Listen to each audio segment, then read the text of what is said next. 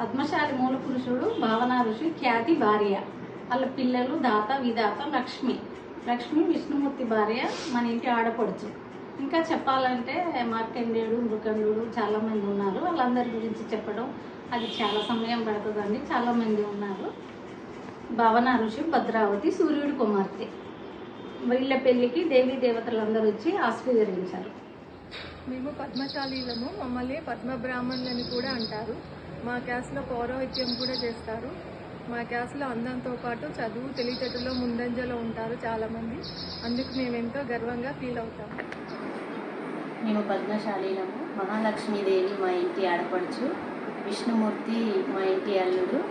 ప్రతి సంవత్సరం మా చేతుల మీదుగా లక్ష్మీదేవికి పసుపు కుంకుమ చీర సారె పంపిస్తాము. ఈ క్యాస్ట్లో పుట్టినందుకు మేము చాలా గ్రేట్గా ఫీల్ అవుతున్నాము. పద్మశాలీలము, పద్మబ్రాహ్మణులు అంటారు. భృగు మహర్షి వంశస్థులు. ఋషి అనే గోత్రము మా పద్మశాలీలకు మాత్రమే ఉంటుంది. మా పద్మశాలీలు అన్ని రంగాలలో ముందంజలో ఉన్నారు. అందుకు మేము గర్వపడుతున్నాము. మమ్మల్ని పద్మశాలీలు అంటారు మరియు పద్మ బ్రాహ్మణులు అని కూడా అంటారు. ప్రపంచంలో మానవాళి అందరికీ బట్టలు అందజేసిన ఘనత పద్మశాలీలదే. అందుకు మేము ఎంతో గర్వంగా ఫీల్ అవుతున్నాం. నమస్తే అండి. మేము పద్మశాలీలము. దేవీ దేవతలకు కూడా మేము నేసిన పట్టు వస్త్రాలు మొదటిసారిగా కట్టబడతాయి. అందుకు మేము ఎంతో అదృష్టవంతులము. బంగారము, వెండి, వజ్ర వైడూర్యాలతో వస్త్రాలు నేసే నైపుణ్యం కలవారు మా పద్మశాలీలు. ప్రపంచమంతా మానవాళికి వస్త్రాలు అందించి మా పద్మశాలీలు ఎంతో గ్రేట్గా ఫీల్ అవుతున్నాము. 6 మీటర్ల చీరను కూడా నేసి అగ్గిపెట్టెలో పెట్టే నైపుణ్యం కలవారు మా పద్మశాలీలు. పద్మశాలీయులం మేము. భృగు వంశానికి చెందిన వాళ్ళు. యమధర్మరాజును ఎదిరించేంతటి శివానుగ్రహం పొందిన చిరంజీవి మార్కండేయుడి వంశం మాది. ఈ వంశంలో పుట్టినందుకు మేము చాలా గర్విస్తున్నాము. పద్మశాలి మూల పురుషుడు భృగు మహర్షి. భృగు మహర్షి కుమారుడు శుక్ర మహర్షి. వీరిద్దరికీ పరమశివుడు నామకరణం చేశాడు. వీరిద్దరూ ఘోర తపస్సు చేసి మృత్యు సంజీవని విద్య నేర్చుకున్నారు. అనగా చనిపోయిన వారిని బ్రతికించడం.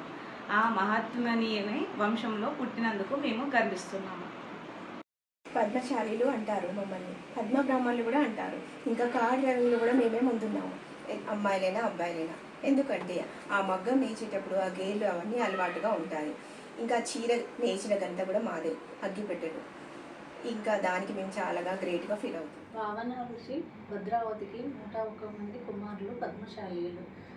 పద్మశాలీలకు ఋషి అనే గోత్రం ఉంటుంది. మనకు తప్ప ఇంకెవ్వరికీ ఉండదు ఈ గోత్రం. మరి పద్మశాలీలు అంటే పద్మం వంటి గుణములు కలిగిన వారని అర్థం. పద్మము బురదలో ఉన్న నిశ్చలంగా స్వచ్ఛంగా ఉంటుంది. శాలి అంటే ప్రకాశించడం అని అర్థం. ఇంతటి గొప్ప చరిత్ర గల కులంలో పుట్టినందుకు చాలా గర్విస్తున్నాను. భృగు మహర్షి కూడా మన జ్యోతిష శాస్త్రం రాసింది కూడా భృగు మహర్షి గారే. మరి మన పిల్లలకు తెలియజేయండి, మన క్యాస్ట్లో ఇలా మహాత్ములు ఉన్నారు, ఋషులు ఉన్నారు అని పిల్లలకు చెప్తే వాళ్ళ వాళ్ళకు చెప్పేటట్టుగా చెప్పండి. పిల్లలకు ఉపనయన ధారణ కూడా ఉంటుంది. ఒక పండితుడు ఈ మధ్యలో ఒక సత్సంగంలో అన్నారు, మార్కండేయుడు ఒక బ్రాహ్మణ పుత్రుడు అని. మనం బ్రాహ్మణులే, గురువంశ బ్రాహ్మణులు. పిల్లలకు ఉపనయన ధారణ కూడా చేయండి. పిల్లలకు పెళ్ళి అవ్వగానే జంజం తీసేస్తున్నారు. అలా చేయకుండా మన పిల్లలకు మన క్యాస్ట్ గురించి, మన క్యాస్ట్లో ఉన్న గొప్పతనాన్ని గురించి పిల్లలకు తెలియజేయాలని కోరుకుంటున్నాను.